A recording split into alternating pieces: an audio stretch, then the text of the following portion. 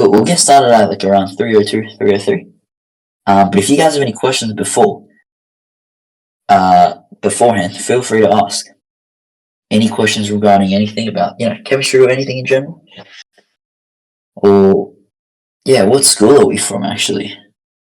Any schools that I've might not have heard of? 30 people, nice. Nice, lots of people joining. Good, good, good.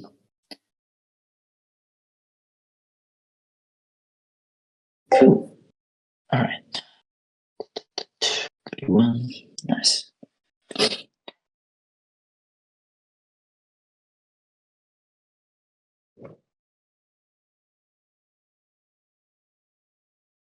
Alright, well, while we're waiting for everyone, let's see what's the hardest topic everyone finds in chemistry. 47 internal. You're not cooked at all, bro. 47's fine. What's the hardest topic we have in chemistry so far? Let's hear it from everyone. At least one. Functional groups, okay. Acids and bases, reaction pathways, yep. Yep. Acid-base titration, interesting. Nice. Wow, reaction pathway seems to be the demand. I've got that plan in the... Oh, nice. Mass spec. Cool. Cool. Nice, we've got 35 people. Yeah, well, reaction pathway seems to be mass spec and IR. Yeah, okay.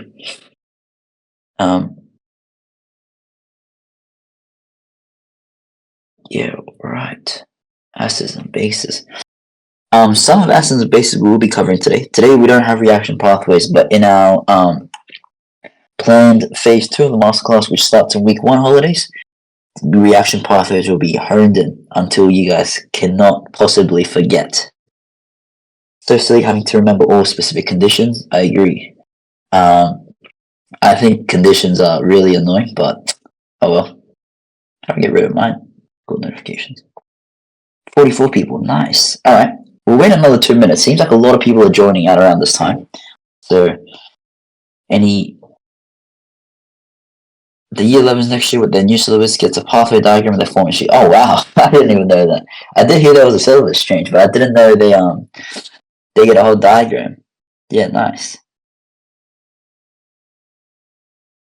Yeah, it might be the basic one they provide on the syllabus one, yeah. Macromolecules, yeah. So what is annoying is all these macromolecules, reaction pathways, they're the stuff that we have planned starting in week 1 of the holidays of our official program that we'll be more discussing at the end, because they're pretty big topics that I don't want to rush and kind of cover with you guys. I've got some very interesting views on reaction pathways and macromolecules that I can give you guys a sneak peek on what I have prepared, kind of the basics and what I usually go through with students. But yeah. Any other interesting topics that you guys have, or any other topics that you guys feel like, oh, I don't know any about that stuff. 44 people, nice.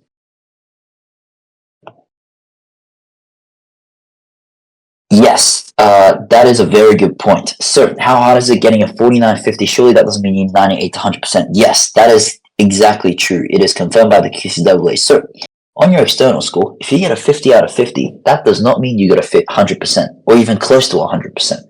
50 out of 50 means you just did better than most people on the exam. So it's all relative. How we found that out is people come out of the exam saying, oh my god, I didn't even finish the question and stuff. And then they get a 50 on their thing and they realize, hold on a minute, how did that happen? It's all relative. And that's why we call that out of 50. It's called a scaled score. Yeah, you learn something new every day. So everyone here should be aiming for a 50. We just need to do better than most people in Queensland. 45 is not that bad at all. That's 9%. So it's all in our favor. That's good. Yes. So even if they decide to give you a hard exam, that's not necessarily a bad thing, because everyone has a hard exam. Cool. All right. Might get started. So some people might know me, some people might not. My name is Andy, and I currently study at UQ pre-medicine before going to medicine next year. And I've been tutoring for some time now, and I'm very familiar with this chemistry syllabus as well. Been chemistry tutoring for 3 years. I graduated from Mansfield with a 99.8, and today Hey, today I'm hopefully going to be able to teach you guys a little thing or two and kind of give you guys a taste of my teaching style. I think, frankly speaking, my teaching style is slightly unique, or some points I like to emphasize areas where teachers don't emphasize as much. And I guess that's what I got. That's what I'm here for. I actually got a 98 in chem. Um, and it's because I got a 49 in external. Externals was pretty good, but surprisingly enough, data test is where I didn't get a 10 out of 10. And I don't blame it on my teacher, but I do as well. I know everyone's like, data test is the easiest thing. Yeah, exactly. Could have gotten 100 or 99. Will there be a recording after that? Yep, there will be. I believe so. Ollie, is that correct? If you're still here? Maybe. I'm sure there will be a recording. All right. So, how we're going to run this today is the topics that we have today is redox equations, because this is the stuff that a lot of our students struggle as well. So I want to kind of go through that. During our workshop, as I keep saying with methods, I'm not just here to kind of just teach you guys, the content. I want to show you guys how to learn properly as well, just so when you guys get to uni as well, in university, you guys don't have tuition or these extra tuitions on the side. I want you guys to learn independently and be independent. Just because it's grade 12 and grade 12 grades in Australia actually does matter to get into a good university or the courses you want. That's why I'm here to help. But I'm also here to make sure you guys are an individual learner, not just someone that depends on someone. So how it's structured today is we're going to go through the hard redox equations on the quote acidic conditions, something that always comes up in externals or our mocks. If you guys haven't done your mocks already, I believe most schools have by now. I think it's week 10, starting next week. But I wanted to also go through that as well as galvanic cell potentially, as well as some ice table stuff, electrolytic cells, so mainly Unit 3 stuff. And then give you guys also a sneak peek on what's coming ahead for for our program. And then I also wanted to touch on, for those that might not join us, but I still want you to, if there's anything that you guys need to take away from me, it's, I guess, some of the analytical technique stuff, especially infrared, that I'd like to address.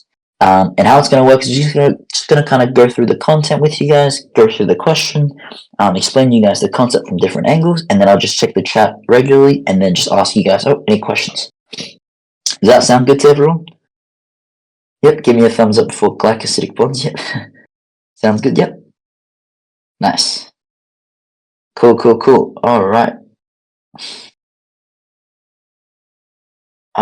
yep. And then, just as always, just keep the chat clean, be respectful to each other, yeah, let's get started. So, balance. Oh, there should be a plus sign here. Now, balancing in acidic conditions. This is a specific syllabus point on our syllabus. It's a specific thing that our teachers get us to do, and it's always on exams. And if I see that question on the mock, I'm like, yes. I always tell all my students, this is a must-do. You have to know how to do this because it's a big chunk of marks for very little effort. And it's a very easy process if you know how to do it. But since we've got people with different varying, I guess, internal marks and difficulty levels as well, some people might find this hard, some people might find this easy, but just bear with me and see if you can learn a thing or two, or just kind of consolidate your understanding of it. So, how to introduce the topic of this is usually I just start with first, we build on from what we know already. That's how learning occurs the best. When you want to learn something, you don't want to just go, oh, right, redox, acidic conditions. When I first learned it, I don't even know what redox or acidic conditions means. So what I'm going to get you guys to do is kind of try and balance out this reaction first that I have here and see if we can balance that. Just like go back to grade 10 and 11 when our teachers were like, all right, how to balance reactions. So getting you guys to balance that, give you guys around 30 seconds. Even our grade 10s can balance this.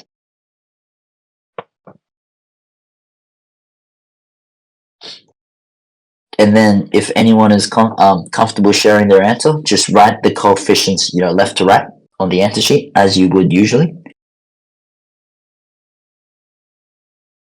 And then we'll go through it together.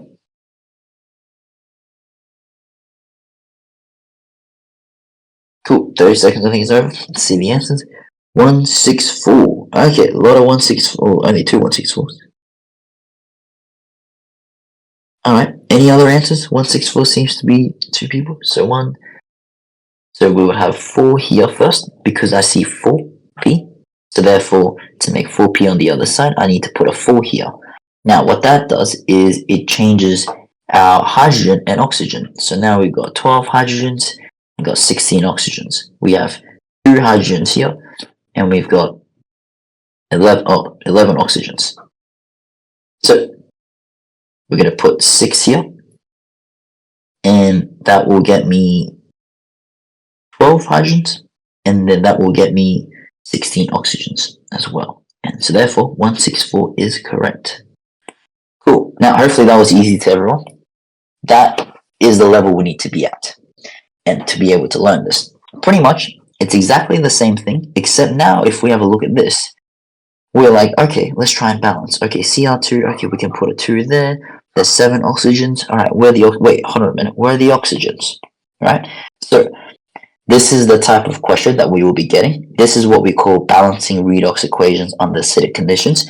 It's specific cases where you don't have every element on the left-hand side as the right-hand side.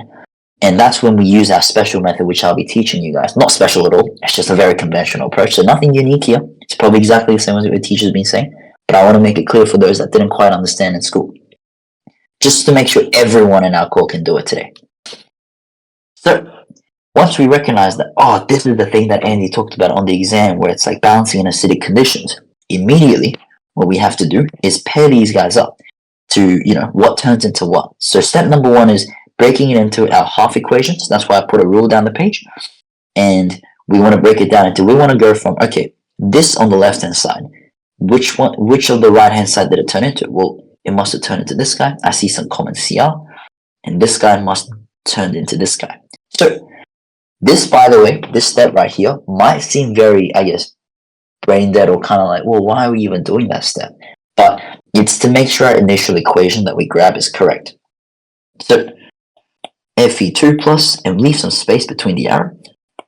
And that leads to Fe3 plus. Cool. And then the other way we go. We said Cr2O72 minus turned into somehow Cr3 plus. Cool. So you divide it into their respective half equations. That, I believe, is the most important step, funnily enough. That is how we get started. Making sure you know what turns into what. Simple as that. So you look at the left-hand side, you're like, okay, what did this turn into? Cool. And then what we do is we balance like when we're in grade 10. So like what we did just before in the previous question, we want to try and balance. Are there any numbers that we have to put, anything that is not quite balanced? So if I look at this equation, I've got 2 chromium. I've only got 1 here. So therefore, I should put a 2. Now, except oxygens and hydrogens. So if I have an oxygen here, I don't have an oxygen here. So I can't really balance it out grade 10 way. So we'll do a special method later down the track, but we leave that for now. Now, on the right-hand side, I've got Fe2 plus, Fe3 plus. I still only have 1 Fe, so that's all good. Cool. Next. Now, so that's the first step. I can try and write it down for you guys. So, balance. I call it just maths to remember grade 10 way. Balance grade 10 way. Done. Cool. Now, after you do that, I guess the first step is really what goes to what.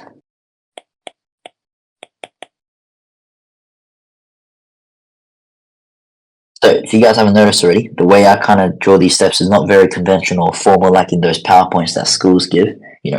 To have one and then like balance this into this. Like I don't really like giving very formal, specific kind of step names. I like to just create my own kind of like, what goes to what, or balance the grade 10 way, just so it remembers and sticks better. Cool. Step number 3. Now we balance the oxygens and the hydrogens, so the H and O, by adding, we use what we call water and H plus. So that's the special technique. This is all it is. So I'm going to slightly pick up the pace a little because I feel like most people would know this. And then because we have 7 oxygens on the left-hand side, how many of water molecules do I need? So if you want to balance the oxygen, you want to add water. But if you want to balance the hydrogens, you add H plus. And I'll explain what this hydrogen means. Because, so we've got 7 oxygens on the left-hand side, no oxygen on the right-hand side. So I can't even put numbers everywhere. So the trick that we do is we add water to kind of introduce oxygen. And then hopefully good learners will be like, wait, Andy, why can't I even do that? Well, where is this coming from? How can we just introduce this stuff? Well, that's why it's called reduce under acidic redox equations under acidic conditions. Meaning it's inside the beaker, we've got water and acid as well. And that's why H plus comes into the play. There is actually, hopefully you guys are also thinking, okay, if there's acidic conditions, there must be basic conditions as well. And the answer is yes, there is. But in high school, we don't learn it. They only get you guys to do acidic conditions. Cool.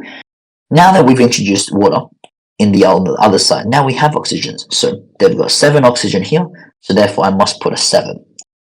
Now, when this happens, every time when you add water, what you're actually doing is you're unintentionally, just as a byproduct, also introducing hydrogens. So now you seem to have 14 hydrogens on the right-hand side. So to counteract, I'll draw it a bit, to counteract this, you also need to add 14H plus. So again, you add H2O to combat the oxygen that's introduced but not on the other side, and to combat the extra hydrogens that are being introduced. Because you're adding water, we can add H plus to combat that. And now, if you read from left to right, you should be able to see every element, there's equal number of it on left-hand side and right-hand side. Now, this equation still remains the same. No need to add any oxygen, water, or H plus. So we're all good. Cool. I might stop there and just check the chat to make sure everyone understands that. Number 1 and 3 is probably the most confusing step. Cool. Sounds good? Yep.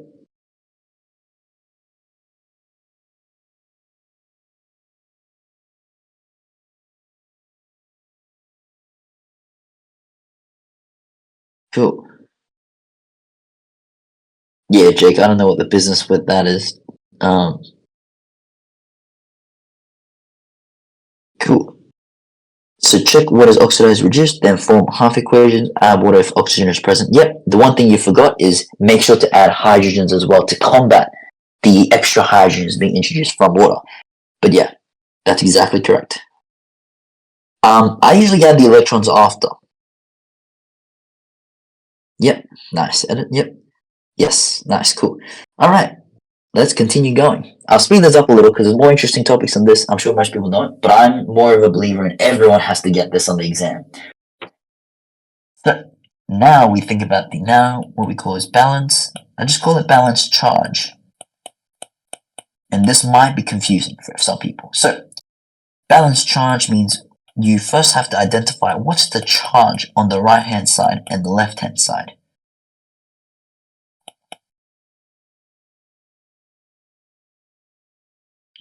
H2O. Cool. Make sure I've copied that down right. Yep. Cool. So when I think of, okay, how do I determine the charge, Andy? Well, this one is 2 minus. So the whole compound is -2. And there's plus here for every hydrogen, but there's 14 of them. So that's plus 14.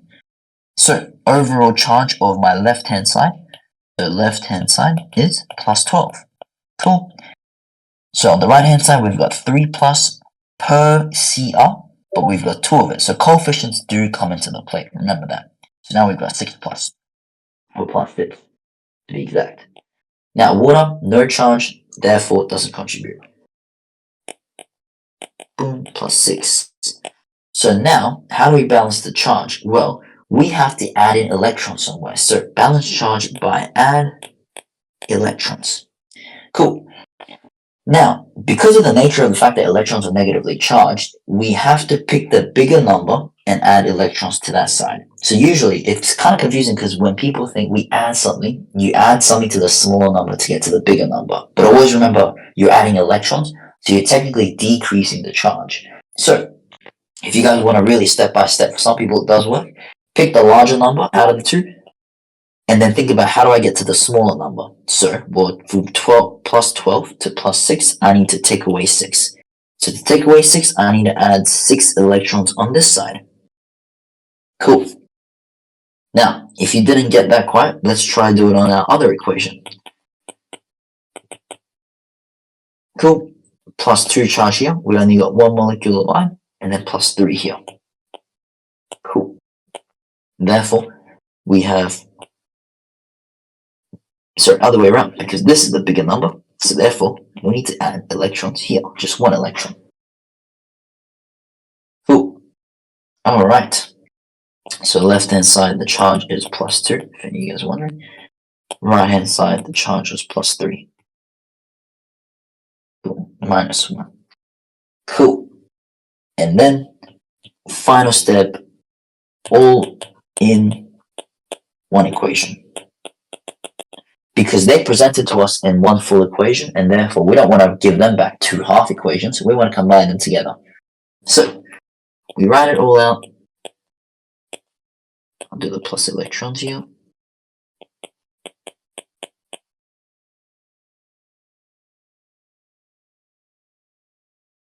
H2O. Cool. And now, it's a very good habit to have arrows right underneath each other. So, like this. It's a very good habit just to see what cancels out with what. Now, all in one equation, but we go balance electrons. Meaning, because there's 6 electrons here, and there's only 1 electron here, what we have to do is we have to grab one of the reactions and multiply this guy by 6.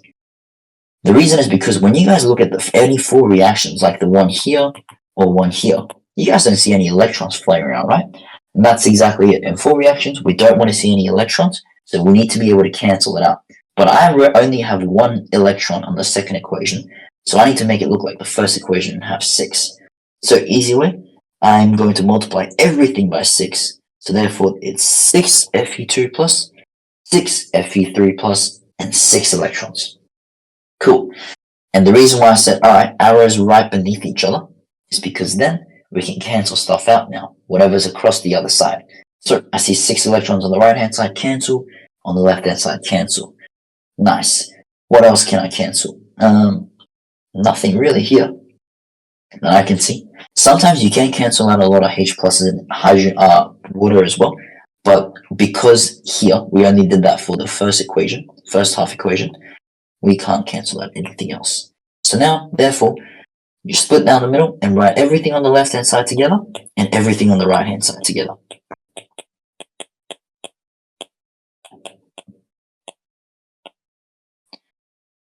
Goes to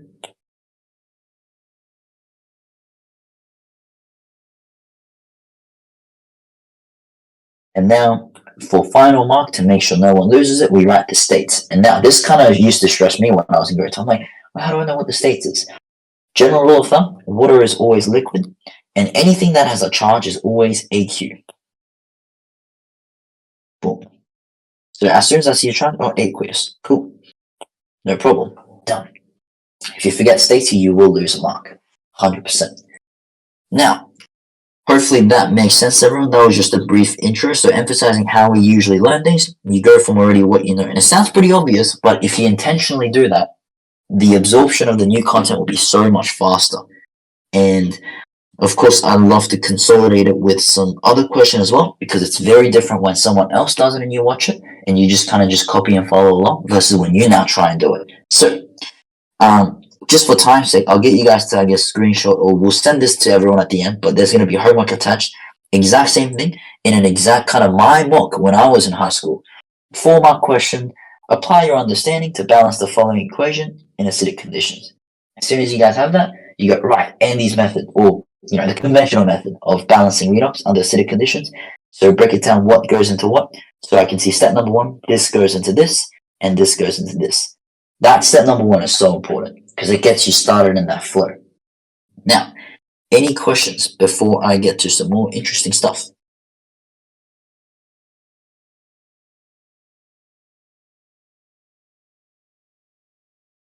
Yeah, so the homework question is actually from a past paper of my own mock when I was in high school. Cool. No charge can either be a solid, gas, or a liquid. Water is liquid, yeah. What mock is that? It's a special one that my school made, so I'm not sure if you guys will have access to it.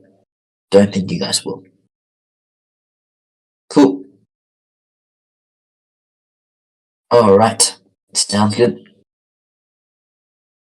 Now, on to, I guess, my next kind of favorite thing I'd like to go through is actually we're gonna skip all this and we're gonna go right down to what I've prepared at the end. We'll come back to it in a minute, but I'd love to go through some gel electrophoresis as well, because this comes up a lot surprisingly on exams. And I just want you to give you guys some things like this where like a very clear-cut method where kind of an idea of how it works, because I feel like teachers are not quite good at explaining the step-by-step process of answering a question like this. Cool. So if you guys want a nice topic heading, it's gel electrophoresis, how to answer in an exam style to get all the marks, and how it really works instead of just kind of copying down the PowerPoint slide. Cool. So hopefully you guys know the full analytical techniques. So, 1, 2, 3, 4. Now, I could just give you guys a list like this, like most tutors or how people teach, but I usually like to draw it in a little concept map. So, analytical techniques.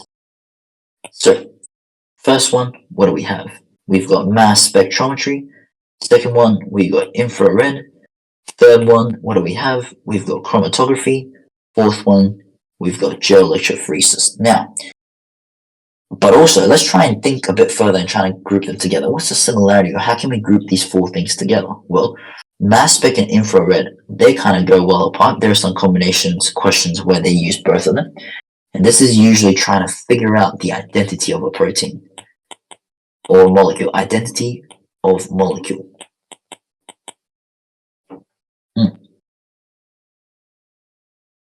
And chromatography and gel electrophoresis, the real purpose really is to kind of separate into individual amino acids within a protein, usually. So mass spec and infrared usually will like other molecules, but chromatography and gel electrophoresis usually trying to separate proteins. Yeah. So again, a little learning thing where if you have four things, don't really try and just list them out. If I just list them out, okay, 1, 2, 3, 4, in your brain, that's just 4 pieces of information that I don't even want to know. My brain just goes, nah. You might think 4 information is nothing, but as you guys have experienced, unit 3 plus unit 4, especially when you guys get to uni as well, the content is almost double or triple. Cool. All right, what we're going to be touching on is this one and this one. I see a lot of people are pretty good at chromatography and mass spec. I think teachers teach that pretty well. But infrared and gel electrophoresis, I think I can hopefully do a slight better job to kind of give you guys an insight on that. So let's read the question. Proteins can be hydrolyzed to produce a mixture of amino acids, which can be separated using electrophoresis as shown below. Cool. Now, explain how a mixture of alanine and lysine can be separated using electrophoresis on a buffer solution of 7. Nice. That corroborates with my understanding of, right, gel electrophoresis is used to kind of you put mixtures of proteins in here, you load them up in the middle, and then you want to see what that protein is made up of. What type of amino acids is that protein made up of? So, the 2 proteins we have here are alanine and lysine. So, let's just divide for easiness sake. Let's just divide this up. So we go alanine and lysine. So as soon as we do that, we're going to go to our data booklet. Boom. And let's go to the gel electrophoresis section. Cool. So alanine. The section we're looking for in any gel electrophoresis question is this thing right here, pH of isoelectric point. Now, what is the definition of a pH of isoelectric point? When I say isoelectric point of 6.1, that means if my environment here, the whole environment is 6.1, I will not move. I like staying in the middle. I don't really want to move towards the right or towards the left. If the environment matches the pH of isoelectric point, I'm very comfortable. I don't need to move. But the environment right now is 7. How do I know that? Well, they say the buffer solution of pH 7. Here and here as well. So it's very important in gel electrophoresis. Just ask yourself, what is my environment? What's the pH of my environment? Now, alanine, isoelectric point is 6.1. So PI of 6.1. Now, lysine, 9.7. Nice. Now the setup is complete. I understand. Oh, maybe I should write here environment 7. Cool. So now that I know the environment is 7, PI of 6.1, PI of 9.7, now we're ready to kind of get started. And here I'm usually very flexible with how we kind of write our answers or learn. But this one, I want us to be very strict, step by step on answering this. It's a very step by step, rigid guide for you guys to put on the answer sheet to achieve 4 marks. Because most of you guys have done the mocks already. Hopefully, you guys understand that just because you know the content and you can kind of articulate it doesn't mean you get 4 marks. You gotta write the stuff that they want, the QCAA wants, to kind of achieve those marks. So that's kind of what we'll be training you guys for in the next 4 weeks of our masterclass coming ahead. Kind of not just tackling through exam style questions, but making sure we hit the marks. Cool. So first thing is we look at our PI 6.1 and you think, okay, 6.1 compared to 7. Am I an acid or am I a base? So I act as an acid because 6.1 is lower than 7. So it's not the fact that alanine is actually an acid. 6.1 for an acid is very high, but relatively, it's like relative height. You might be taller than someone, but you might be shorter than someone else. Similar concept here. It's just all relative to our environment. And that's why knowing the environment pH is so important. Cool. Now, I'm just going to stop here and check the chat. Hopefully that makes sense. Yep. Makes sense. Yep. Cool. Anything else? Yep. Cool. All right. Any questions before I go ahead? Yep.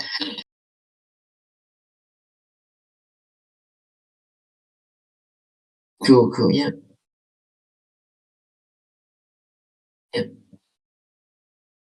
How important is this? Well, I'd say it's pretty important considering it's on most exams and most mocks as well. I think this is another one of those things where it's like, because today's a free session, what I wanted to really do is hone in on the stuff that I want everyone to get on their exam. Whether you're a C student, B student, or an A student, I don't care. Everyone must get these questions. It's a very strict step-by-step procedure that if you just write it, as I teach you guys, we can score the marks. Cool. So acts as an acid. Now, what does that mean if I act as an acid? Well, according to the Bronsted-Lowry model, hopefully you guys remember from Unit 3, acids donate H plus / we call it proton, however you guys want to say it. So if I am acid, I donate a proton. So it's kind of like a flowchart, donate a proton. So then what happens to me? Then I become negative. Cool. Okay, so what if I become negative? Well, if I become negative, I am now more attracted to, opposites attract, so attracted to positive electrode. Now, in the case of electrophoresis, quick question for everyone. Which one is the positive electrode? Anode or cathode?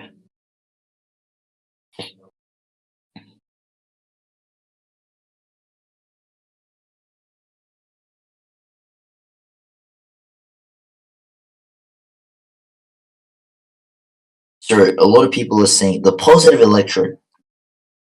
A lot of people are saying it's the cathode. Anode. Yep. Yeah, so I think someone said anode and someone doing some crying emoji, but they're actually right. It is the anode. Yes, so how to remember a couple of things. Yeah, thanks to that first guy getting it right. A lot of people probably thought, oh, here's this guy, doesn't even know what they're talking about. Now, why is it the anode? Well, how to remember it is because it's kind of like, I think we know in a galvanic cell, we know that anode is negative, and we know that cathode is positive. However, we also know that in electrolytic cells, we know that anode is positive, and cathode is negative. Now, we have a thing called electrophoresis. Electro, same idea, same prefix. It's going to follow this convention. Now, if you don't know that though, also, you notice how when you draw electrolytic cells, also the battery, where the positive and the negative terminal goes, the positive terminal always connects to the anode, and the negative terminal connects to the cathode. So that's how I remember it as well. So positive electrode, anode. Yep. Does that kind of make sense to everyone? Hopefully I picked up some gaps that a lot of people had.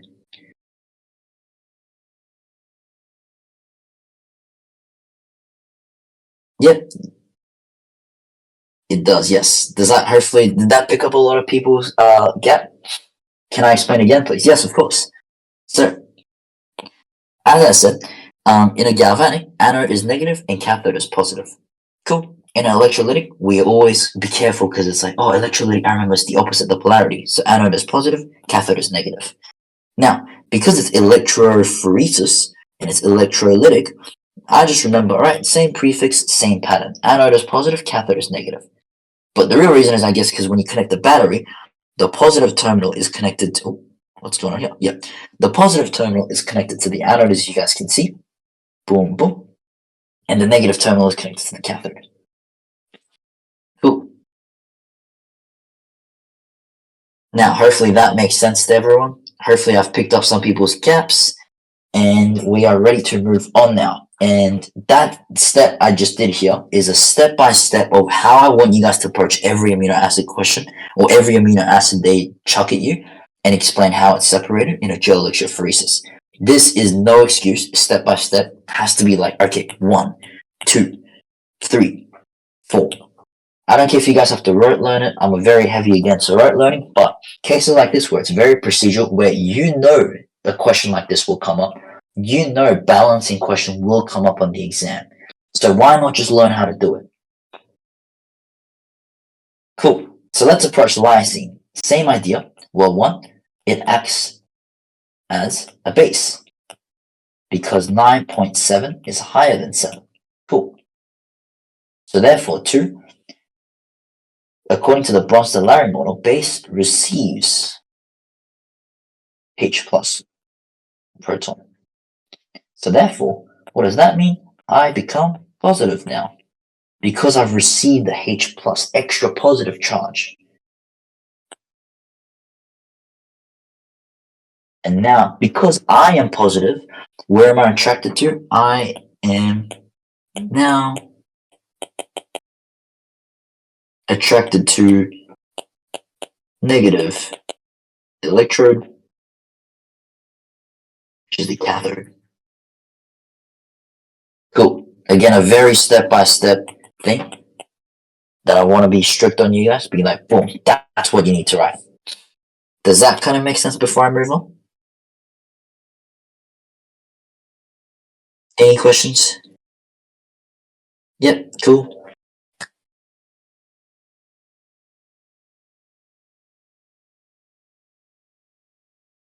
Right, the point is it's not at the isoelectric point.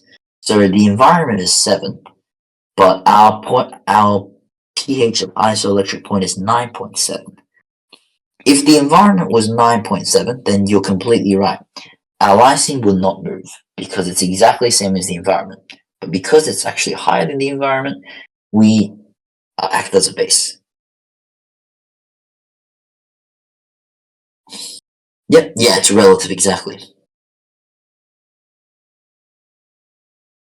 Yep, sounds good. Yes, if this comes up, do we just write the same table? I'm not sure if table means this, but yeah, you literally just, I want you guys to literally store this in your head and literally write what I just wrote here. 4 marks, guaranteed. So when there's a gel electrophoresis or a balancing equation question that come up, instantly we're smiling. Why? Because those marks are free now. We know exactly how to tackle those. It's a very procedural thing, I call it. No thinking required. The thinking's already been done like 3 weeks ago. Cool. All right. Now I'm going to go to some infrared. All right, so no paragraph. Now that's something you guys probably gonna ask your teacher. I was told that you're fine with writing top points on exams. They don't need to be in full sentences. But yeah. Infrared, yes. Now I'm going to be now when you say thank God for the data book, I am going to say something very controversial. For infrared, we are going to never be looking at a data booklet ever. Yeah, maybe you're right. We can just round it up. Yeah. I know it's very controversial. We never look at our data booklet for infrared. Um, um, yeah, I know it's controversial. You guys can still look at it. I would look at it as a last resort though. We'll never look at it first thing. You give me an infrared, never looking at at a high school level infrared. From what I have seen in every single external and every single mock, this method always works. Just because they don't really teach you guys much in depth of how to test this. There's only 3 things you need to know in infrared. And I'm going to introduce infrared with the concept of our data booklet that a lot of people rely on. Now, let me just go to that page. Where is it? All right, now, I was very frustrated when I learned infrared because of the following problem I'm about to suggest to you guys. Now, who sees a problem in this data booklet? And there's a reason why most people hate it. What's the problem with the data booklet? Yes, Good Samaritan. Oh, yep. Yeah, for our program, Ollie, I think we're definitely gonna have to doesn't show size to pick multiple functional groups. You can't pick up from 1,500 less. Yeah, so they call that the fingerprint region, I believe so. And yeah, we don't look at below 1,500.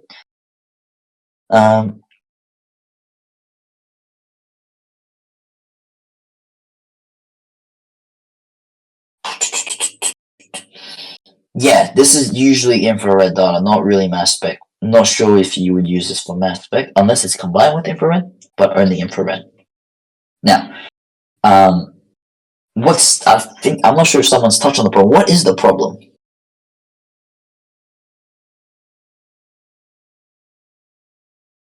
Yeah, Trackers World knows exactly what I'm talking about, to be honest. That's exactly what I'm doing today. That's all you need to know. The shapes. Yes, initially perfect. The functional groups overlap. Yep, perfect. Like to me, a lot of students, maybe not you guys, some of you guys might be smarter than me, but I hated this because someone like we don't look at it below 1,500, sure, but so many people play this what I call the number game, which is like they look at a peak. So for example, let's say like they look at this peak here, and then you look at this peak, and then you go, okay, 3,000. Okay, what is that? Oh, around like 2,900. Okay, let me go to the data booklet. 2,900. What could it be? Hold on a minute. It could be either of these.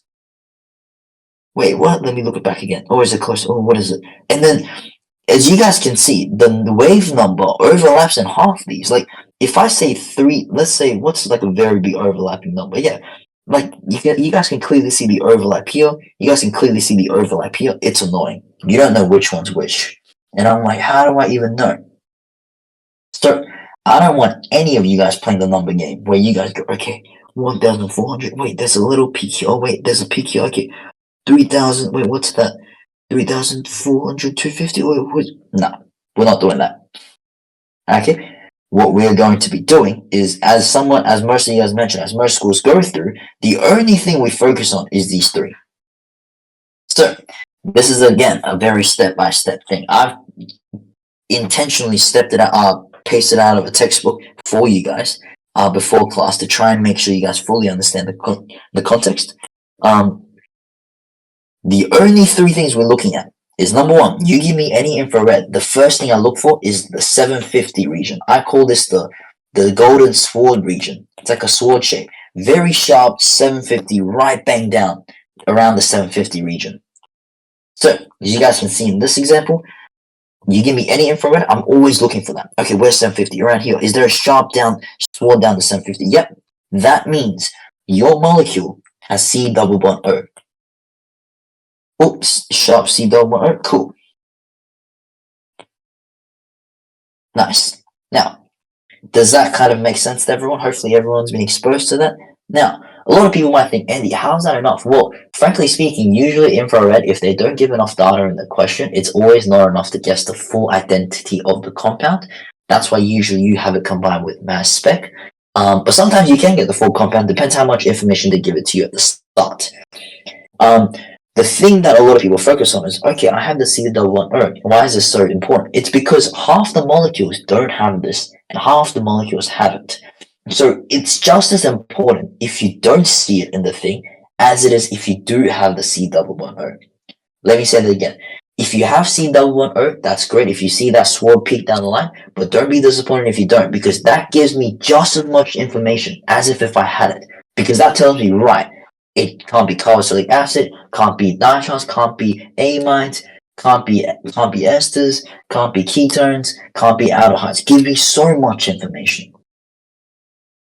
Does that kind of make sense, everybody? That's kind of the premise. We learn these three things and we just base it based on that. And I know it's not enough information, but every question that's been in the past, for the next past 3-4 years, you can solve every one of them with this.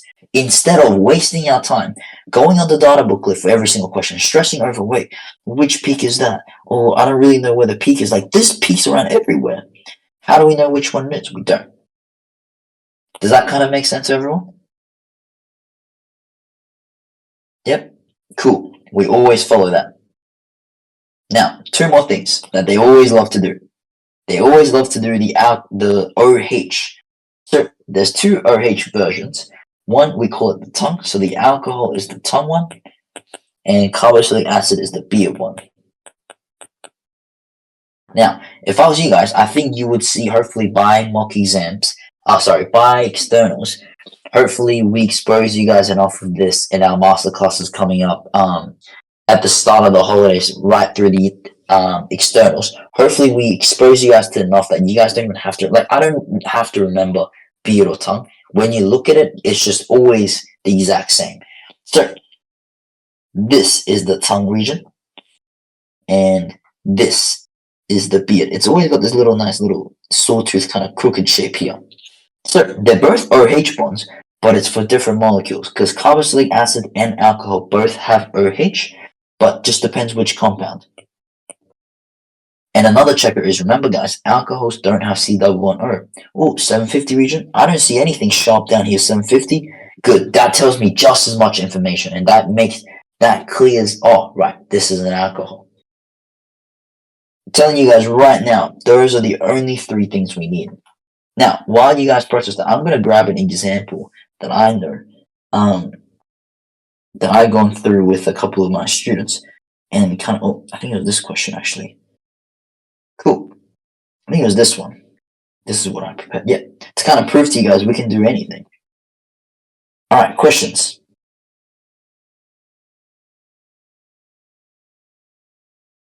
Does that make sense?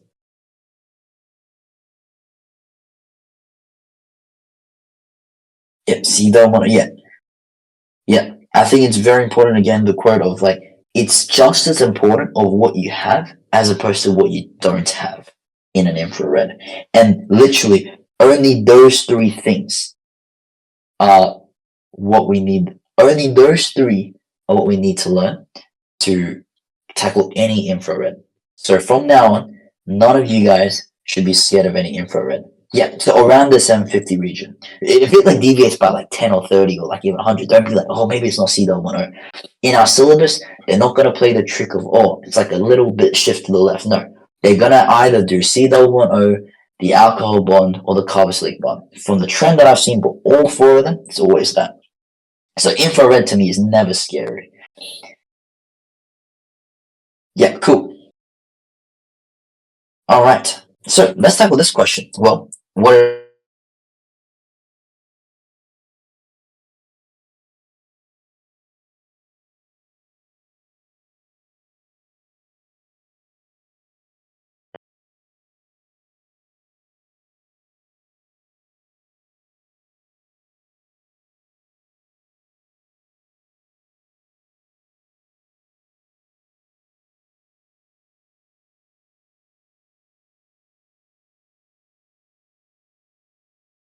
Andy, you're on mute.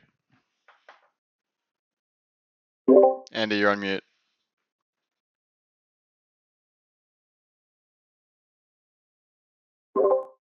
Sorry, was I on mute the whole time?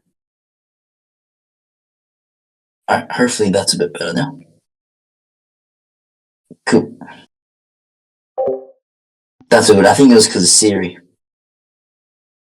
Yeah, thanks for letting me know. Alright, let me say that again. So, as soon as I see a question, we want to see that, C1110. Yep, that 750 region, as we said, cool. We meet that criteria, so we do have C1110, which means it can't be an alcohol or it can't be an amine. Cool. So the next thing I taught you guys is, all right, let's look around this region here after around the 3000, 3100 region. Let's see if there's any beard shape or any tongue shape.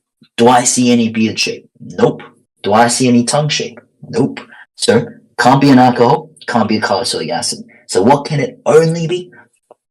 Boom. Propanone. Done. Does that kind of make sense? In most, like literally 99.9% of the questions with those three will allow you to solve it by understanding what do I have versus what do I not have. It is so important. Now, hopefully that makes sense. Yeah, if we follow the procedure, it's very simple. Yep. Hopefully that cleared up a lot of confusion. What's an example of it not being those three? Well, it depends because usually they will give it to you in an infrared multi-choice question or mixed with mass spec. They will usually never just put a standalone infrared unless they give the enough. Yeah. So there is a kind of. Could you play back to the question? Yeah. Not today, Jelly. Not mass spec today, but we do have it in the program. For every topic actually. But today I want to go through the main stuff that I want everyone to get, not just different levels. Cool. So how do you know if it's either a ketone or aldehyde? That's a very good question, and that's a very typical question where you combine infrared and mass spec. So again, I want to emphasize to you guys that you can't tell the difference between a ketone and an aldehyde really at a high school level by just looking at infrared. They will always provide you a mass spec, and I've seen questions like that. In fact, it came up on my mock. About how to tell the difference between ketones and aldehydes. Yeah, I will probably one of the easiest content covered today. Now to the hard stuff. Yeah, well, I mean, hard is relative. What might be hard for you might not be hard for everyone else. What might be easy for you might not be easy for everyone else. So yeah, cool. All right. Now, we've got around half an hour or so 40 minutes or so left. Cool. Hopefully everyone understands that, and hopefully everyone kind of understands how to really write what they want. I think especially for chem biology, I heard there was a biology masterclass yesterday. Hopefully that was emphasized as well. Writing towards marking scheme, because unfortunately, it's not your teacher marking it; it's some random person in QCAA marking it. Cool. All right. Now, next thing I'm going to go through is what we call ICE tables. Some schools might call it RISE tables, ICE tables. I don't really mind what you guys call it, as long as you know when to use it. So again, very important to learning when to use it, not what is it. What is it is a very basic question. You ask anyone what is what, they'll be able to answer it. But you ask, okay, how is it applied? Why is it important? Or when do we use it? Boom, they just break down. So let's ask, when do we use ICE tables?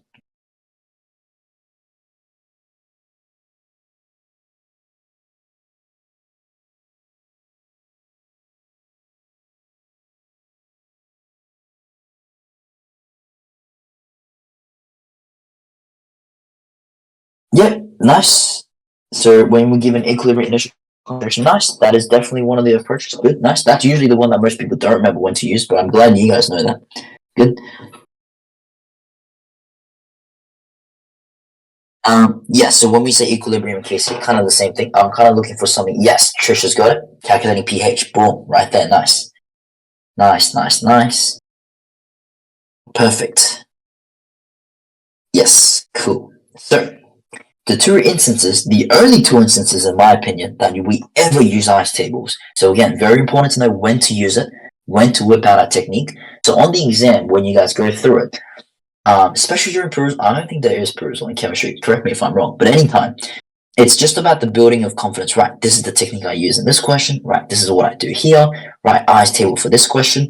It's a lot more comfortable going through the exam like that than tackling every single question. Like, okay, what am I even doing here? What is this topic? Yeah, so in the last week of revision, this is what we'll be going through as well.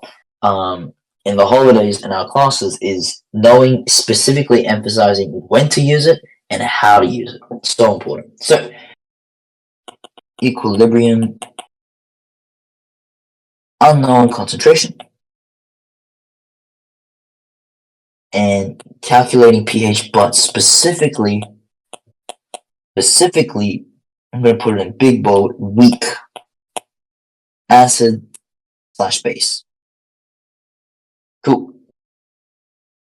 Now, one thing I do want to cover, again, I love chucking these questions to kind of let you guys think and expand, because I think a lot of people, especially at school, when we learn stuff, we're very restricted by the syllabus, where any question kind of deviates away from it. Everyone usually goes, or even some teachers go, right, you know what, you don't need to know that.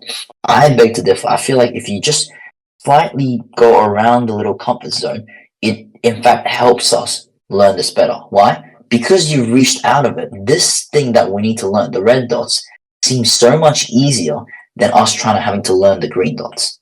I'm not saying go start reading a unique level chemistry textbook, but I'm saying, have some guys to just go out a little bit. Ask ChatGPT nowadays, what is what or what is that? So for example, the question instantly should be, what is the difference between a weak and a strong? I think that's in the syllabus.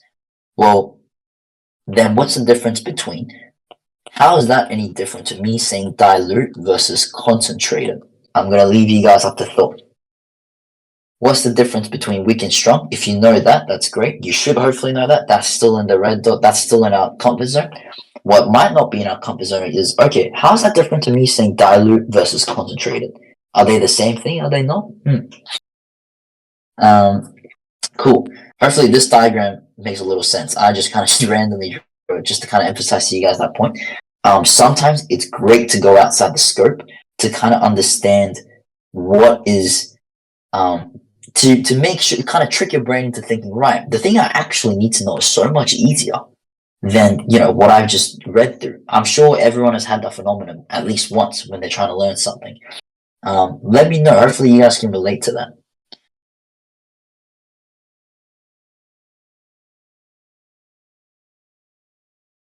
Cool.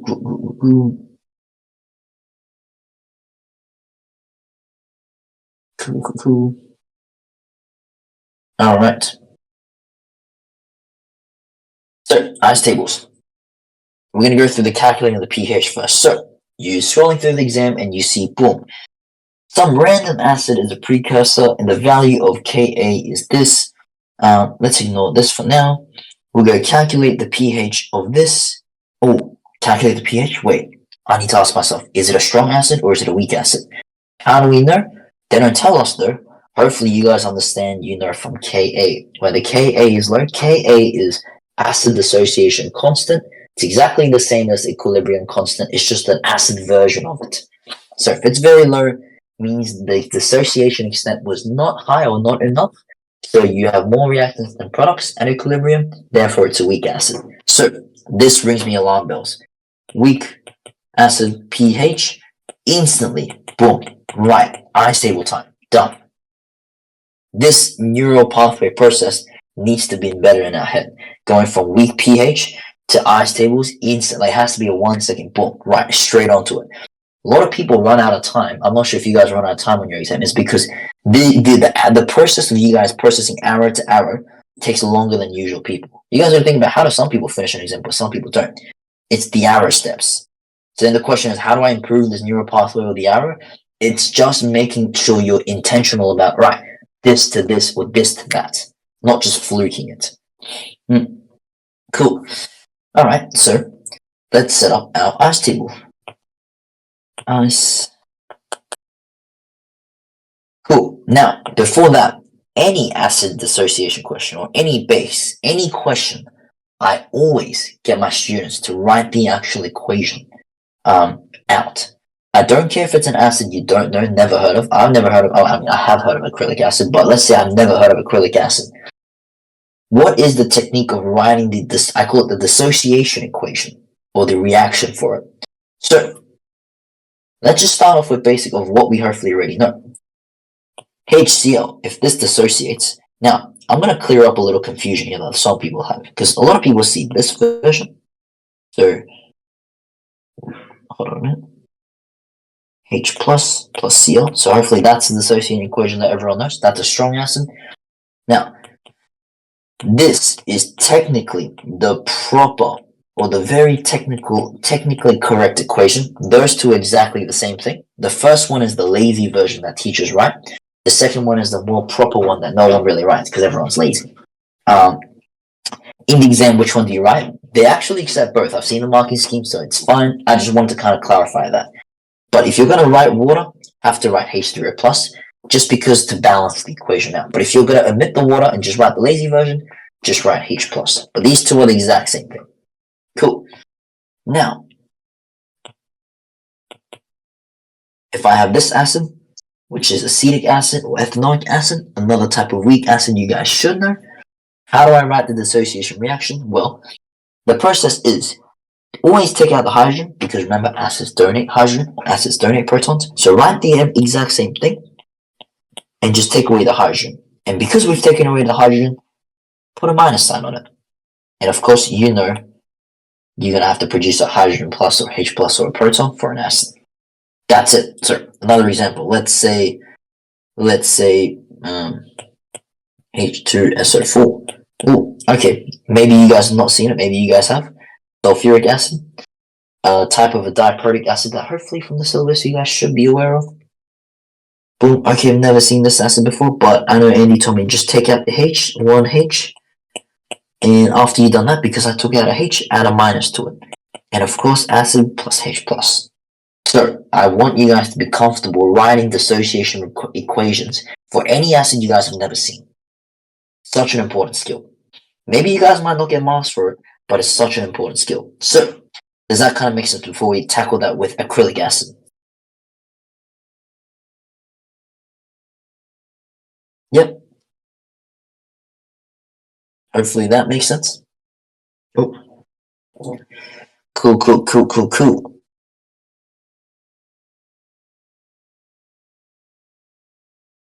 It's not really the oxygen. It's usually the compound itself gets the minus. Just happens to be, yeah, the oxygen next to it. Usually, yeah, because hydrogen is oxygen, yeah.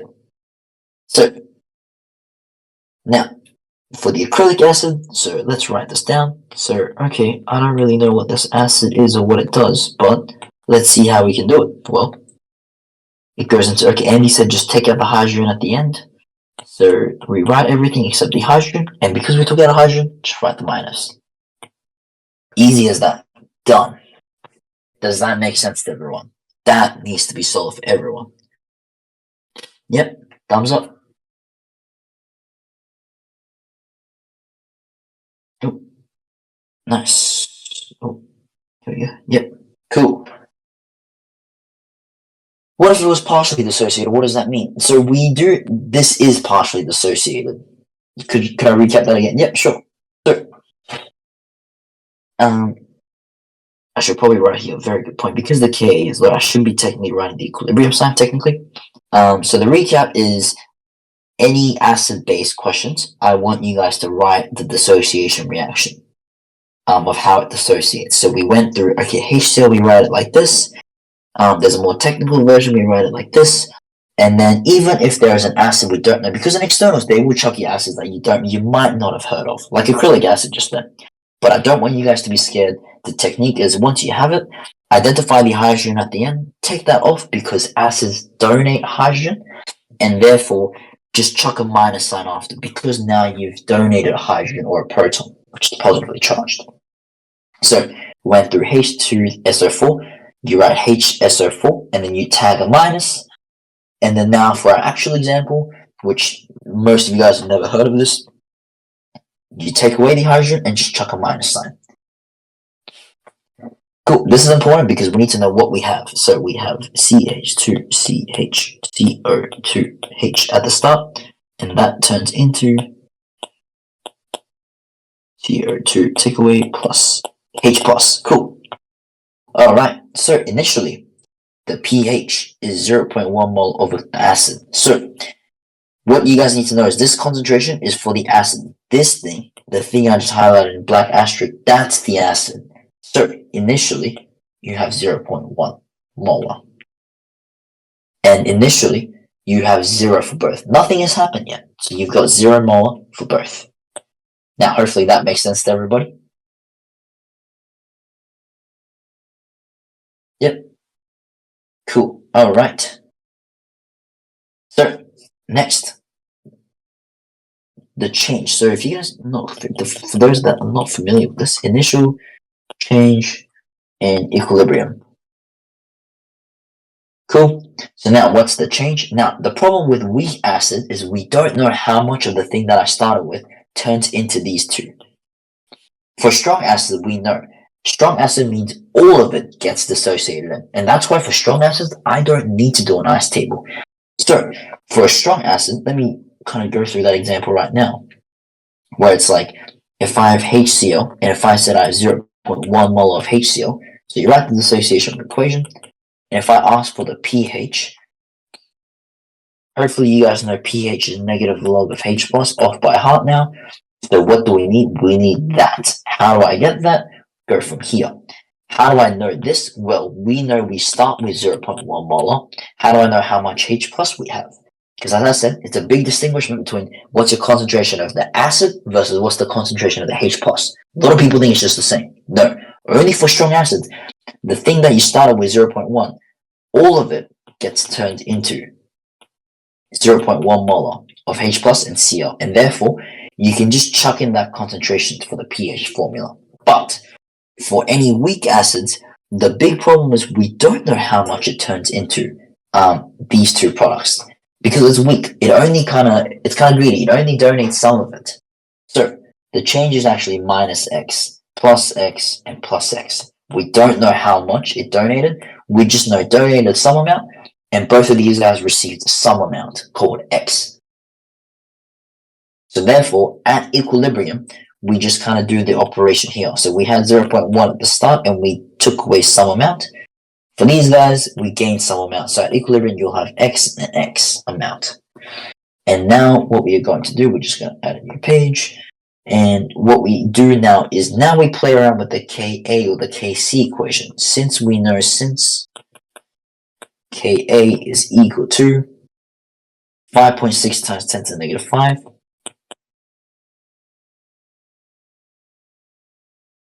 Therefore, 5 equals concentration of CH2 CHO2 minus and H plus divided by CH2 CHO2H. Cool. And then what we get is X times X divided by 0.1 minus X. Now, this is the thing, I think most schools, they say this X kind of approaches 0, because if you don't, you get a quadratic, and they have this thing where, like, some people that do chemistry don't do methods. We don't want to introduce quadratics, so they actually get you guys to rewrite this kind of like this. You let that X equal 0. It's kind of weird, because it's like, well, then why wouldn't this X goes to 0? Well, the idea is because this X will be so small, 0.1 take away a very small number, will just equal 0.1 anyway. That's kind of their premise. I was like, okay, sure, I get that. And then we plug this into our calculator. So we'll do, okay, I won't skip any steps here. Times by that equals X squared. So therefore, you square root that result, and X will equal, hopefully you guys can put on the calculator. I will put mine in now. I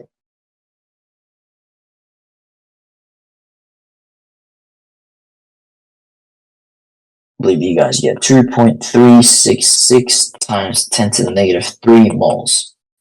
Now, very easy to be like, right, so what now? It's very easy to kind of lose track of what you just did or what you just calculated. So, what we have calculated here is, boom,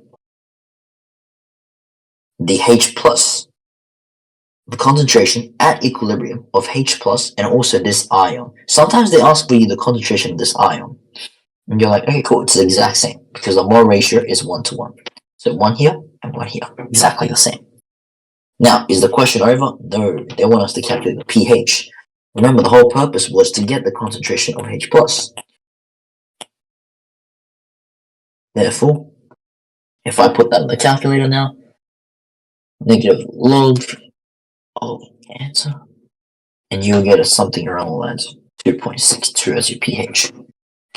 Now, hopefully that makes sense. That's how you do an ICE table when they instantly tell you, right, weak acid, calculate for me the pH, and your brain has to go, right, Andy told me ICE table straight away, boom, right to the dissociation reaction, fill the ICE table in, straight away onto the Ka equation. Does that kind of make sense?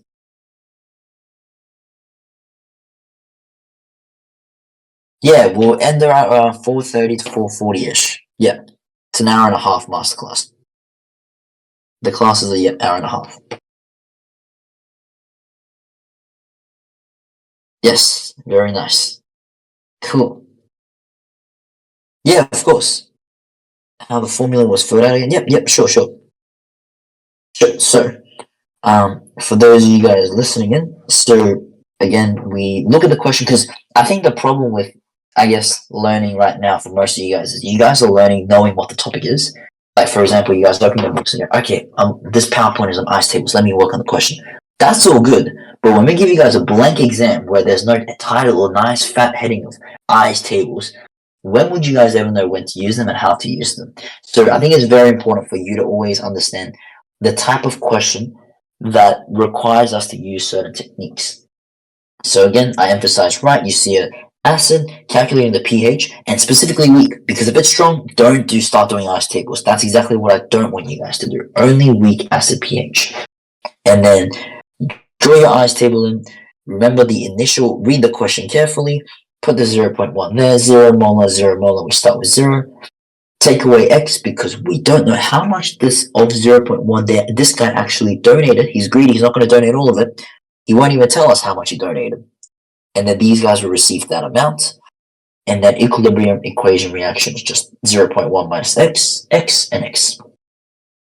Now, very important, now at this stage, I'm looking for that Ka in the question step.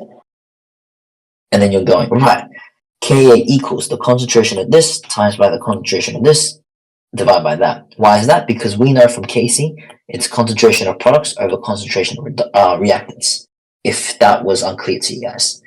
And then we substitute in the X and the number, and then we have to assume X goes to 0 again, and then we solve, but don't stop here. Usually most people just stop here and they find X. We're not in methods, we don't want to find X, we need to find the actual question, what they're asking for, which is the pH.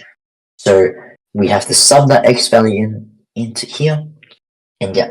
So it depends on the question. Sometimes they might not even ask you for the pH. Sometimes some questions will ask you for the concentration of this ion, which is even easier because then your answer is actually just X. Hopefully that made sense to everybody. Yep, very good question. Doesn't matter if we know if the acid is weak or strong. How do you know the value of K that determines it? Very good. Because of the Ka value. So hopefully you guys have understood that when your Kc is running out of space here.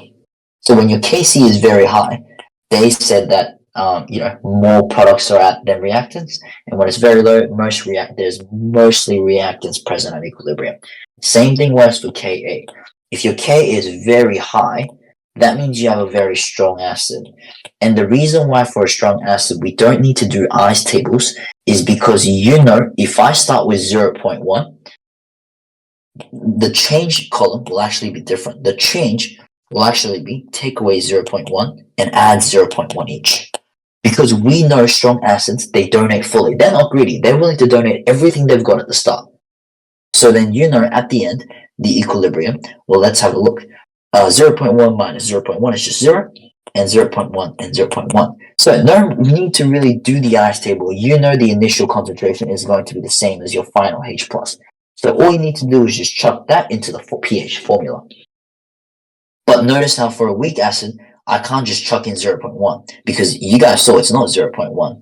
It's actually 2.3 times negative, what was it? Times negative 3. Just gonna erase all this because we'll be sending it to people. Don't want them to get the wrong idea. Cool. Now, hopefully that made sense. Yep, that's the same thing. H3, H plus and H3 plus same thing. Yep, cool. Now, any other questions? Yep. Yeah, if it still is not, if it's still not kind of, but also can you just tell from K, right? If it's like, yes, exactly. So very good point. Our eyes need to be trained to be looking at K because not every question will spoon feed you guys. Be like, hey guys, we have a strong acid, or hey guys, we have a weak acid. No, you need to look at the Ka. You need to know it is because it's a carboxylic acid. No, I don't think it's an expectation, you guys, that carboxylic acid are weak acids. They are, but I don't think that's an expectation. Yep, cool. All right. Oh, so there's not a specific number. If it's in decimals, then 100%. If it's in thousands, if it's in thousands, then it's a strong acid. Yeah. I don't think there's a specific number that determines it. Cool. Yeah, if it's less than 1 or greater than 1, yeah, 1's usually the line. But if I give you like 2, then it's like, oh, well, yeah, 1 just means you have the exact same number of reactants and products. So it's like, yeah, they usually use very big or very small number. Cool. All right, we're going to move on now to the next question that we have on the list. So now we've ticked off, okay, now I'm comfortable using ice tables when I'm calculating the pH of a weak acid or / weak base. And now I'm going to go through, okay, what's the other instance I use an ice table? Again, very important learning. When do I use ice tables? When do I use the thing I just learned? And the question I have is this. Let's roll out these diagrams. Now, so let's have a read and kind of identify, okay, if I would just chuck with this on the exam, let's just say I just finished some random, let's say a reaction pathway question. Right, question 8. Okay, dimethyl ether is manufactured industrially from methanol through the chemical reaction. I don't even know what an ether is. It's not a spelling mistake. There is a thing called an ether, not an ester. Cool, this is the reaction. Okay, KC. Methanol gas injected into a 10-liter empty reaction vessel. Cool. Calculate the equilibrium concentration. Nice, right, okay. So it's one of these empty reaction vessel questions. They're making me calculate the equilibrium concentration. Cool, ice tables, boom. Now, I'm going to give you guys a minute to kind of fill out this ice tables, and then I'm going to compare with what you guys have.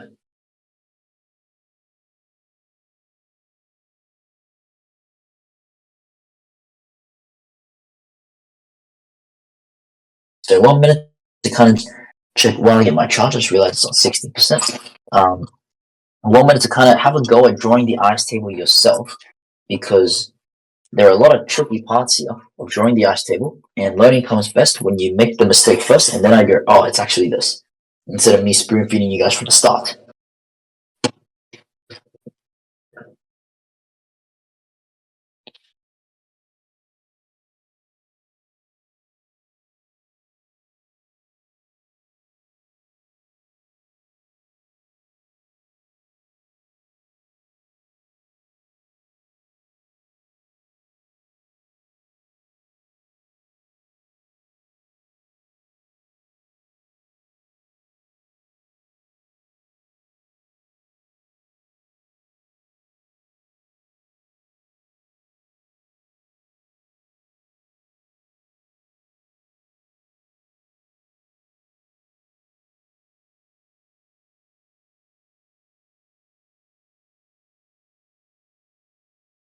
Alrighty.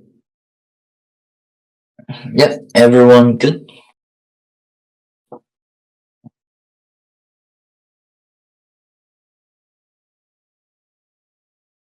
Cool. Alright. Cool. Oh, I keep going back to the screen. Yeah, cool, easy. Alright, let's see it. So, hopefully, what I'm going to do is I'm going to first draw what most, actually, how should I do this? Well, I'll show you guys the common mistakes that people make on this question, and then I would say at least half of you guys would have made at least one mistake here. There's a lot of tricks going on. Cool. So first of all, it says calculate the equilibrium concentration of all gases if 0.186 moles of methanol at equilibrium. Cool. So let me write the reaction above first. And that's why most people say rise tables, because you write the reaction at the top first. At least that's what I've heard, which is not bad. I like it.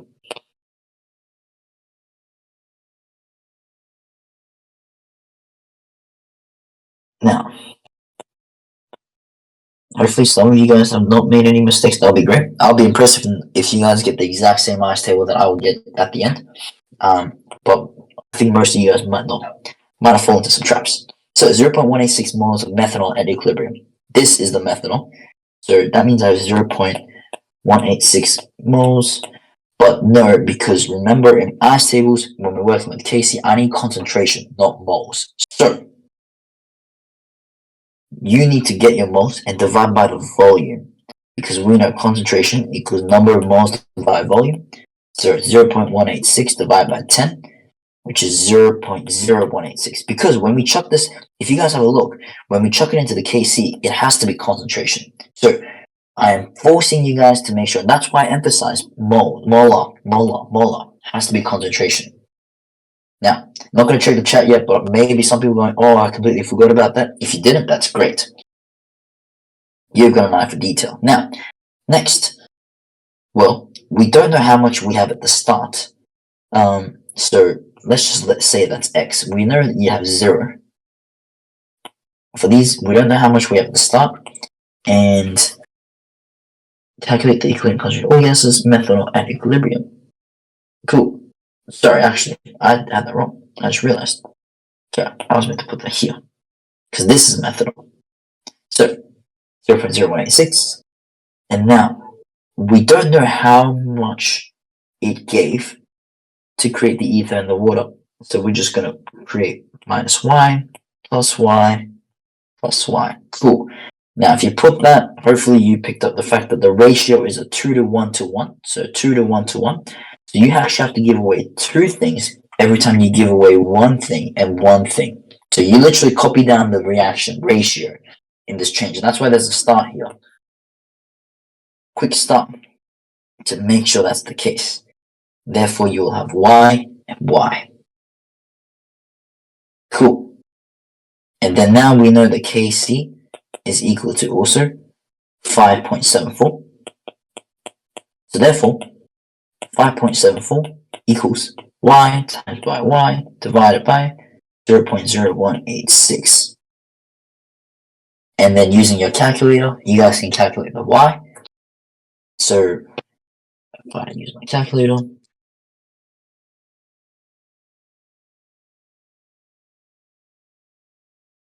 .327, and then you can also calculate. So then this is 0.327 molar.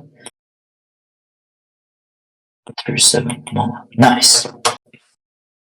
So then now we know the equilibrium concentrations. Now hopefully that made sense. Does that kind of make sense? Yeah. Let me check the chat.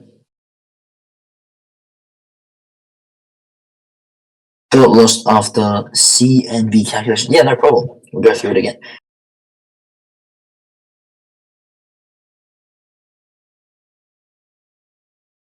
Yeah, I mean, check as well. It's okay. I mean, it is a hard question. Don't need to be grilling people about what they don't know. Wait, don't you usually not count water, or is that only when in liquid state? Yes, very good question. So, that's actually a very excellent point. Now, in equilibrium reactions, we don't put solids and liquids, and that's why usually we would not put water. But because water is in gas form here, that's exactly why we put it. Excellent question. Excellent point. Yes, because water is yes. Yes, actually, very good pickup as well. We do need to square the denominator. That's a very good point as well. That I even just forgot. Yeah. Because in equilibrium constants, we have to be aware of the coefficients. Yes. Cool. So I guess this result will be different here. This will be slightly off. Now, while I'm here, I would like to go through it again, just because some people are confused. And this is a very hard question. It's not an easy question. But I'll go through right from the start to kind of give you guys an idea of how we got to that stage. Okay. Oh.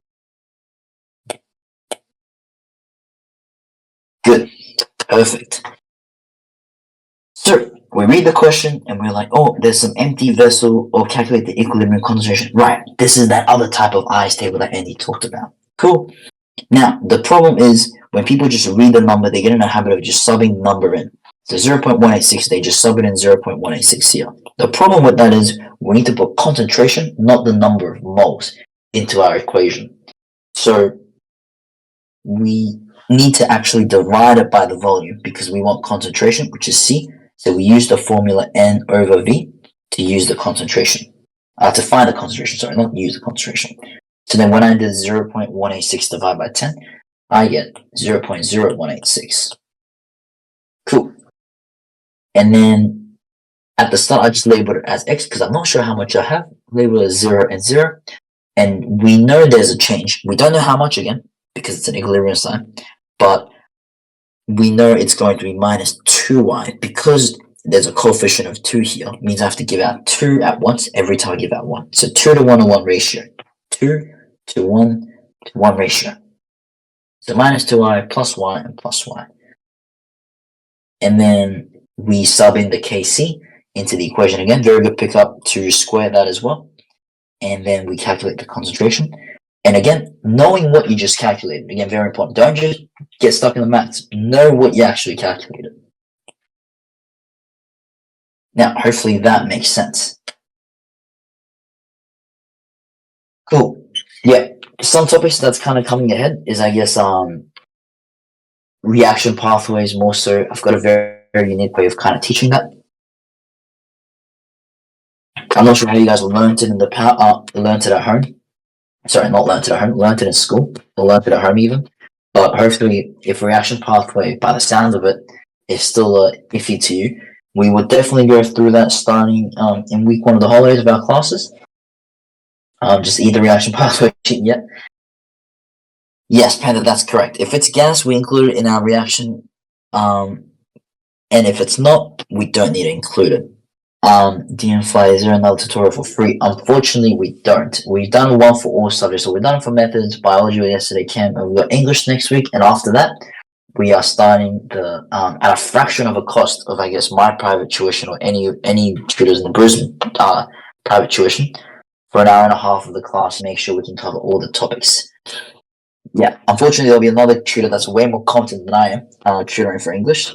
So stay tuned for that next week. I think it's both Saturday and Sunday, if I believe so. But yeah, so I just wanted to recap on what we've covered today. We've covered how to do balance in redox equation.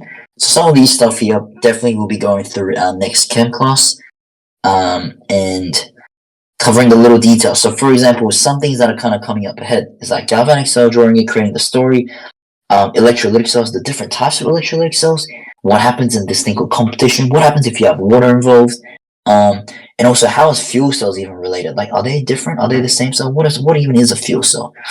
And then we went through today also balancing redox equations. Again, learning from that principles. Okay, build off of what I already know. How is that any different to what I'm just about to learn?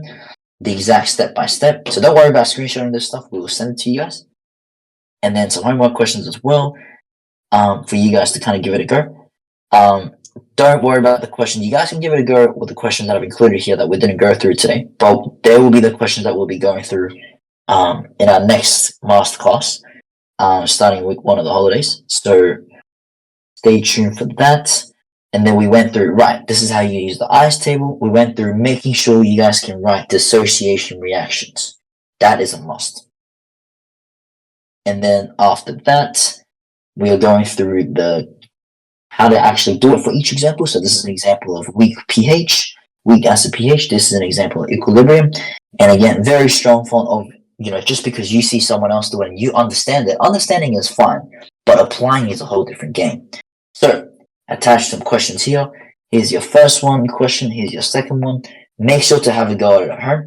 And again, emphasizing, don't be practicing with knowing what the topic is. You need to be at like a blank slate and being like, right, I don't know what, I don't know if I should use iStables here or not. Do I or do I not? Knowing when to use it. And then what's more coming ahead is how to actually do reaction pathways. Specific way to learn it, I'm not sure how you guys learn it. Hopefully you guys, if you guys are memorizing the map, that's all good. I mean, my way is not anything special. It's just how I draw the map and how I kind of introduce the reactions and kind of emphasizing it. See if I can maybe find an example. Actually, no, that would be showing other people's stuff. I don't think I can do that. But yeah, I mean, I can't really show you guys a specific that I've drawn other students' books, because it's got other students' works on there. But I mean, I can show you guys this stuff hopefully. Yeah, like what's kind of coming ahead of how to kind of link, fatty, like how to link kind of triglycerides, the macromolecules, like the triglycerides, the proteins, the carbohydrates kind of together, and kind of just the idea of doing all this stuff, and explaining how it goes from the monomer to the polymer version, kind of all linking those detached concepts together. Because I feel like a lot of Unit 4 is kind of like .co,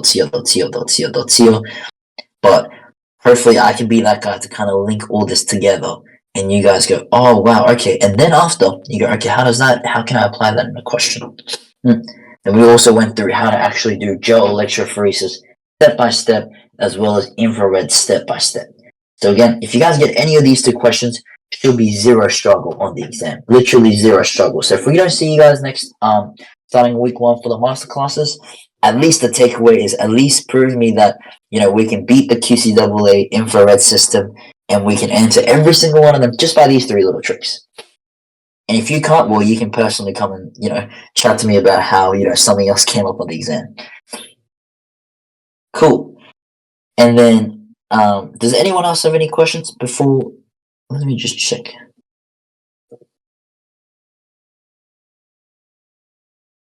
Is there enough time to cover anything for chemical synthesis? Yeah, so chemical synthesis, so stuff like Haber process, the green chemistry stuff, will also all be covered in our master classes coming. Lowering your brain. Yep. Cool. Are we going to cover all dot points in upcoming sessions? Yes, that's the goal. That is the goal. To cover at least the big main concepts that seems to frequently come up on all these exams from what I've seen. Yep. Cool. Yeah, no need to screenshot. We're sending it all to you guys, so it's all good. And all this, and then I believe this is the form that we want you guys to kind of fill out for today's class. So just the feedback on how we can kind of improve and what we can do. Coming master classes starting week 1, we'll be going through it every single week, trying to cover the most important topics, trying to have that intentional approach, right? This is coming up on the exam, this is not. And in this feedback form, we just got some comments, as well as the subjects you guys would like to sign up for. So if you guys enjoyed yesterday's bio or last week's methods, feel free to kind of tick those, and then we'll send you guys more details about the payments and all that stuff through the email. So make sure you stay on top of the email. I know when I was in high school, I barely checked my emails, controlled by some teachers as well for that. And then you guys can see also some of our testimonials if you guys are kind of wondering kind of what kind of QSH and kind of where I'm from, QC mentor we've kind of done for these students. I won't read out every single one of them. Don't want to bore you guys, but yeah, we've been doing some excellent stuff with the students, and that's kind of like my mission in terms of, because I'm not from a glorious private school, some of you guys might be, some of you guys might not be. I know I've been exactly in the position you guys were. Definitely needed some help as well. Definitely had tuition like this. I wish I had tuition like this. I more had a bit of a unconventional tutoring, just kind of going to the teachers during lunchtimes and stuff. But yeah, hope we can kind of give back. That's kind of my goal, just giving back to the grade 12s that were in the stressful time that I was once in, and that Ollie was once in as well, if he's still here in the call. Yep. Yeah, we won't hold you guys for too long, but yeah, Ollie, did you have anything else to say? No, guys, but thanks for all coming along. It's great to see you all here on a Yeah. Sunday. And pretty much, so this QSH mentor program. So essentially, as Andy already mentioned, we'll be running 1.5-hour masterclasses every week into, like, from week 1 of the holidays right up to external exams, and they're going to cover the most high yield content which will get you the most bang for your buck and the most value for time and money within these next crucial weeks leading up to your external exams. Yeah. So if you want to sign up directly for that, I'll put the link for it in chat if you want to sign up directly. But then also, I believe there is an early bird discount, Olio. Yep. So if you sign up before the program starts, it'll be 35. So that's the discount we're offering.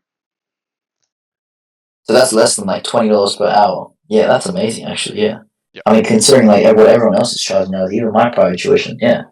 Yeah. So our real goal for this, because I've been in your position as well, and I know that it's expensive and like tuition can be like some like $90 an hour, but our goal for this was to keep the price as low as possible while getting you guys the best resources available.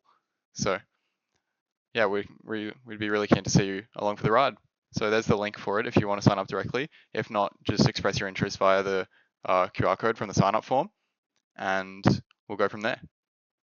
Yep. So that's everything. Cool. Yeah. Thanks for joining, guys.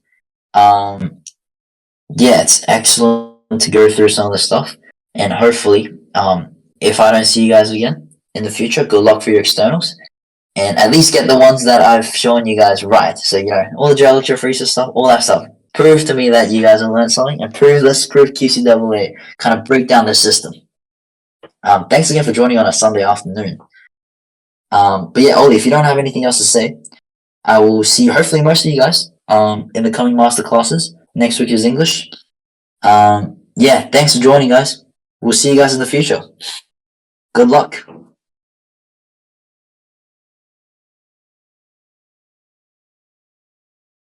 Yeah, I believe it's per class, the price, but it gets cheaper, I believe, once you do more subjects. I'm not quite sure on the logistics on that, but yeah, we can send you guys all the details after. Yep. So it's 35. If you look at the link I put in, it's 35 for one subject. So you can select any of the 6 core QCAA subjects we're offering, which is general English, maths methods, specialist maths, chemistry, biology, and physics. And if you select more subjects, you can save. So for one subject, it's 35, but if you select 5 subjects, for example, you'll be saving $50 because it's only 125.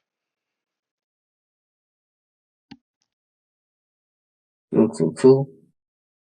All right. Have a good rest of the Sunday. Study hard, everyone, and let's do a little final push on our studies. See ya.